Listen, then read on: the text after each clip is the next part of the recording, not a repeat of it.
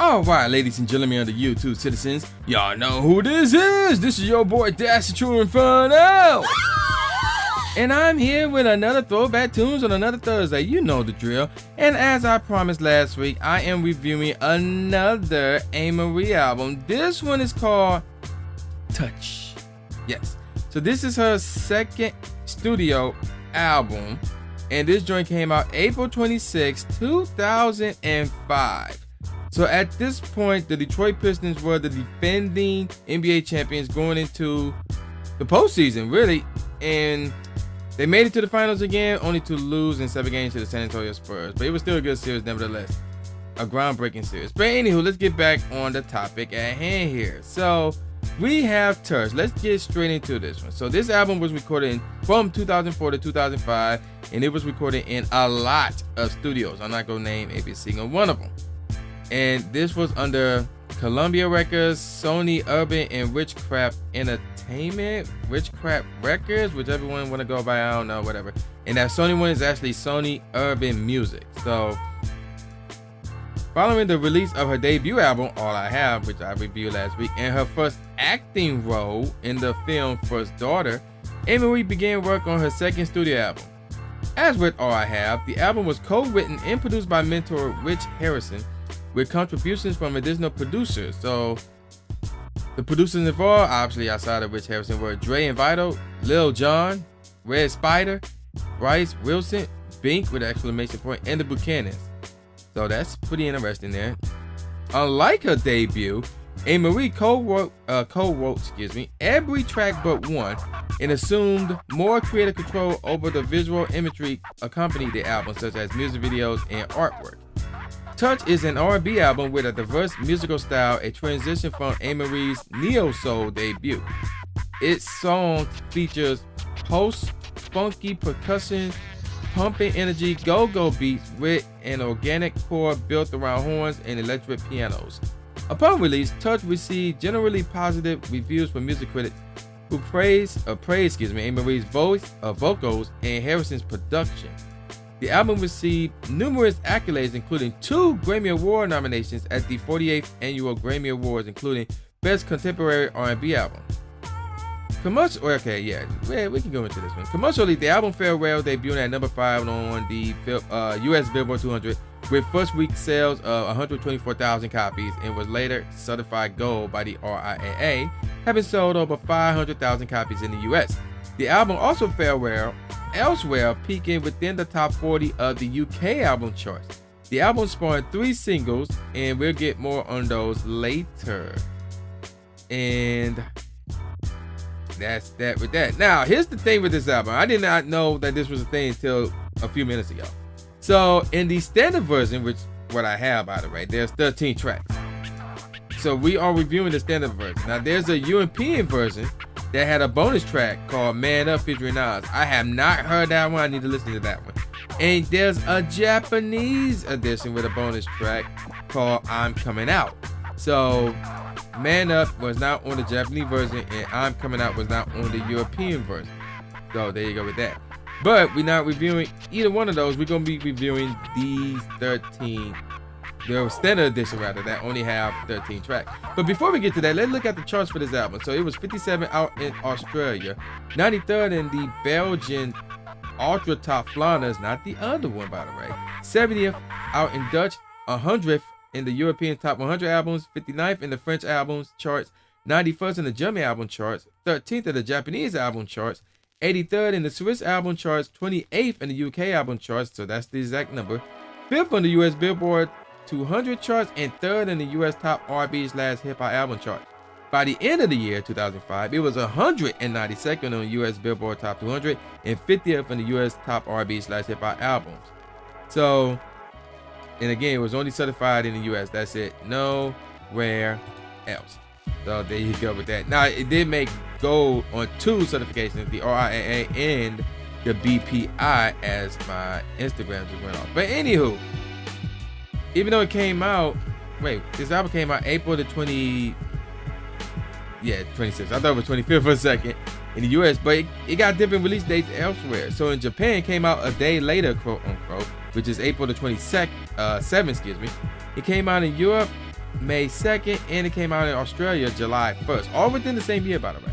So let's get to these tracks. So there's 13 tracks in the standard edition, and actually there's a correction. Amerie co-wrote every track but two, not one but two, and I will point out the two in a second, as both of them was written and produced solely by Rich Harrison. So check this out right here. So the first track is called One Thing, like the number one thing, followed by All I Need. Next up is Touch, which is ironically the name of the album, followed by Not the Only One. Track number 5 is called Like I Used to Be, followed by Talking without the G, Talking About. Track number 7 is called Come With Me, followed by Rolling Down My Face. Track number 9 is called Can We Go, featuring Carl Thomas. This is the only track. Well, no, that's not true. I just had to stop myself right there. And here's Ride in a second. Oh my gosh, this Instagram is going crazy. Track number 10 is called Just Like Me, followed by Falling. Track number 12 is called One Thing, featuring Eve. So yes, Evie Eve is in the album. And track number 13 is called Why Don't We Fall in Love, the Witchcraft remix. I made reference to this last week. Now, the 3 singles are One Thing, Touch, and Talking About. And it's funny because I had no clue that Talking About was a single, and that's actually one of my favorite tracks off this album. So let's go through these singles, Sally. So the first single is obviously One Thing, and this joint came out January 5th, 2005. So the song is influenced by go-go rhythm and features a prominent sample of the Meters' 1970 funk recording of Old Calcutta, written by Stanley Rodden. Okay, and the song was released obviously with the leading single, and it was also the only single from, let me read that. And is the only single from the soundtrack to the 2005 romantic comedy film Hitch, which is pretty interesting. That's the one starring Will Smith, but the only single? Wow, okay. One Thing received acclaim from critics and peaked at number 8 on the Billboard Hot 100 and number 4 in the United Kingdom, becoming Amerie's first top 10 single and her biggest hits to date. Also peaking at number 1 on the US R&B singles chart. So, and the song earned Amerie a Grammy Award nomination for Best Female R&B Vocal Performance at the 2006 Grammy Awards. A remix of One Thing features rapper Eve. So, wow, what a sentence that was, huh? It was later named the 22nd and 25th best song of the 2000s decade by Rolling Stone and Robert Christgau, respectively. So, and there's a little bit more background info on this song as far as like the conception is concerned, but I'm not going to get into it. And there's a few other covers and videos and other uses as well. And there was also a second remix which features Fabulous. A third remix features BG and a little known Torontonian producer Satya Rock arranged an extended underground remix to feature E40, Method Man, Lyrics Born, One Below, Dress, Joe Buttons, Talib Kweli, Beanie Siegel, Eden, and MF Doom. I probably heard all these remixes, by the way, since I did create the One Thing Ultra Mix. So don't get me started on that. And Sick remixed One Thing by using instrumentals from a song by a Japanese producer, Nujabes. Y'all know who that is. So yeah, this song has been going through some changes ever since the original drop. Now let's look at the charts. It was 13th out in Australia, 54th in Austria, 16th in the Ultra Top 50 Flanders list, and 5th in the Ultra Tip Wallonia list. 9th out in Denmark, 13th in the European Hot 100 Singles, 5th in Finland, 35th in France, 34th in Germany, 6th in Ireland, 14th in the Netherlands, 12th in New Zealand, 10th in Norway, 30th in Sweden, 28th in Switzerland, number 4 in the UK Singles, 8th in the US Billboard Hot 100, number 1 in the US Hot R&B/Hip Hop Songs chart, and 28th on the US Pop 100. And it was silver in the United Kingdom and platinum in the United States as far as certifications go. So yeah, this is probably her best single to date. This probably is her best single to date. Now, the second single off of the album Touch is ironically called Touch. Now, I'm hearing that name and I'm thinking touch, dun, dun, dun, dun, touch. But no, it's not that. It had nothing to do with that. I just feel like singing that because I actually like that song. But anywho, Touch came out June 7, 2005, and produced by Lil Jon. So that's interesting. While Touch reached the top 20 in the United Kingdom and Ireland and number 33 in the United States, it failed to match the success of One Thing. In Australia, excuse me. It failed to match the success of One Thing in the United States, missing the Billboard Hot 100 and only reaching number 95 on the Hot R&B/Hip Hop Songs chart. So there you go with that.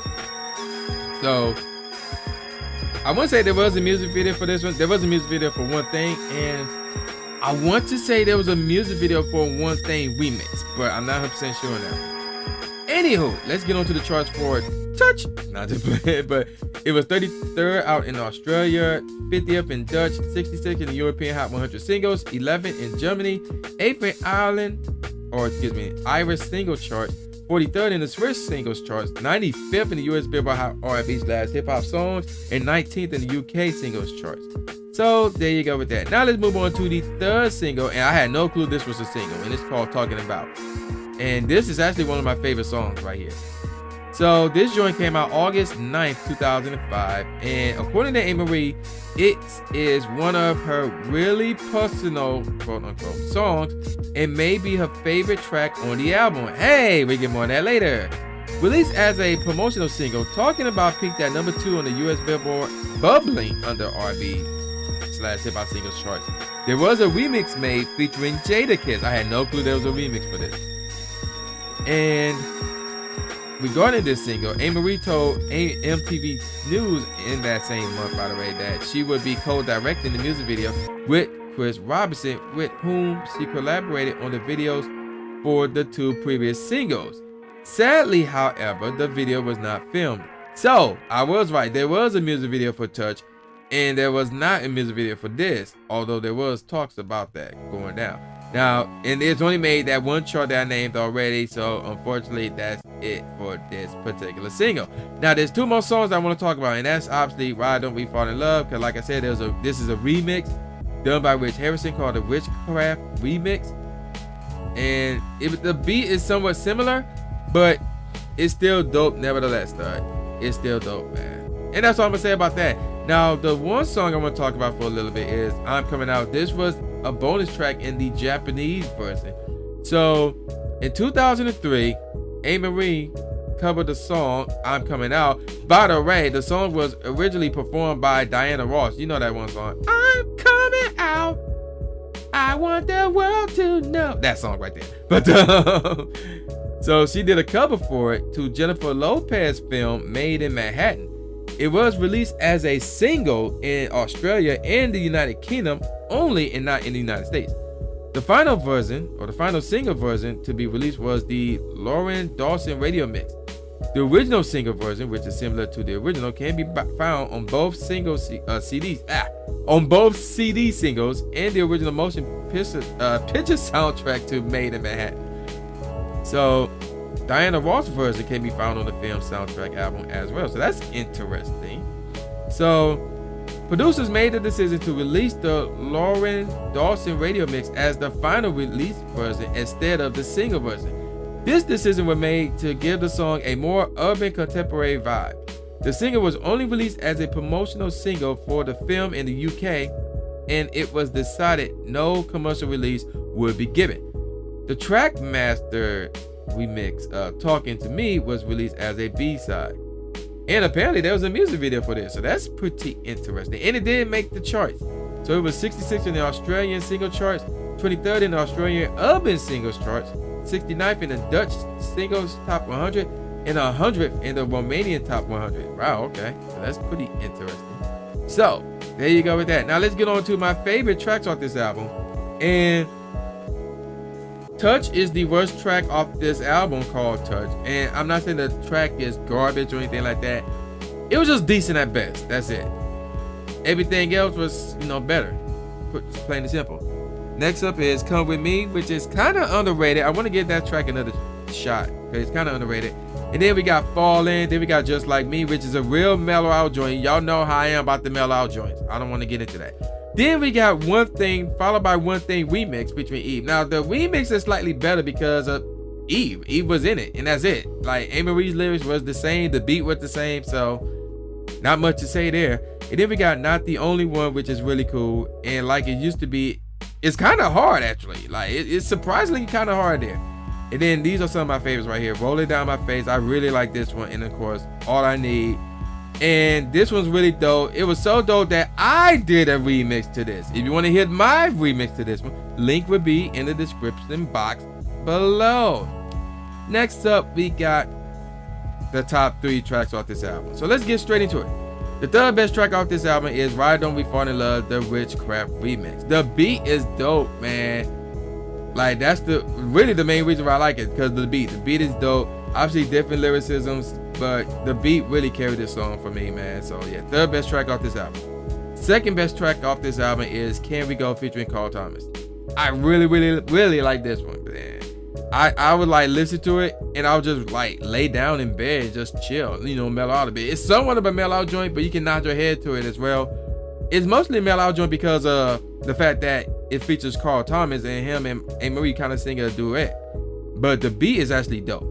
Now, the best track off this album is Talking About, man. This is a favorite of mine, without question. One of my all-time favorites right here, dog. And I love this song right here, man. Fast paced, and I like the fast paced joints, man. So, Talking About, without question, best track off this album. Now, speaking of this album, let's go to the professional ratings. So, All Music gave it 4 out of 5 stars. Blender gave it 4 out of 5 stars. Entertainment Weekly gave it a B. Pitchfork Media gave it 7.6 out of 10. Rolling Stone and Slant Magazine gave it 3 out of 5 stars. Stylist Magazine gave it a B. Uncut gave it 2 out of 5 stars. They smoking something. USA Today gave it 3 out of 4 stars, and Vibe gave it 4 out of 5.